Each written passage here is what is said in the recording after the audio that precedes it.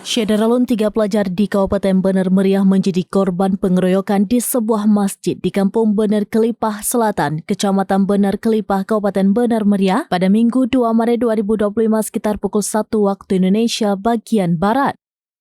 Video pengeroyokan tersebut beredar luas di media sosial. Dalam video yang viral terlihat sekelompok orang memasuki masjid dan langsung melakukan aksi kekerasan terhadap para pelajar yang berada di dalamnya. Para korban dipukuli secara bertubi-tubi, bahkan ditendang di bagian kepala tanpa ada perlawanan dari mereka. Aksi brutal ini segera memicu reaksi keras dari berbagai pihak. Pilunya, akibat kejadian tersebut, salah satu ayah dari korban meninggal dunia lantaran mendengar kabar anaknya dikeroyok oleh sekelompok remaja tersebut. Kapolres Bener Meriah melalui Kapolsek Bandar Ibda Gunawan AD dalam keterangan resminya pada Kamis 6 Maret 2025 membenarkan adanya aksi pemukulan sesama pelajar tersebut. Menurut Kapolsek, dalam kejadian ini ada 5 pelajar yang menjadi terduga pelaku.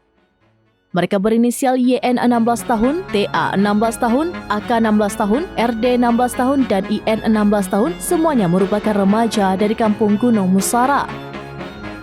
Sedangkan pelajar yang menjadi korban dari pengeroyokan 5 pelajar itu ialah Chandra 16 tahun, Hairul Hadi 16 tahun, dan Ikram 16 tahun, ketiganya pelajar dari Kampung Bener Kelipah Selatan. Sejauh ini Kapolsek belum menerangkan motif dari penyebab pengeroyokan tersebut. Namun pihak aparatur kedua kampung sedang melakukan mediasi perdamaian. Dikatakan usai kejadian pada hari Selasa sempat dilakukan mediasi. Namun salah satu orang tua dari korban datang ke tempat mediasi dengan keadaan emosi karena tidak terima anaknya dipukuli. Lanjut Kapolsek, akibat meninggalnya Arman Syah, mediasi yang dilakukan antara kedua belah pihak terpaksa ditunda serta berdasarkan keterangan keluarga, Arman Syah selama ini mengalami penyakit jantung.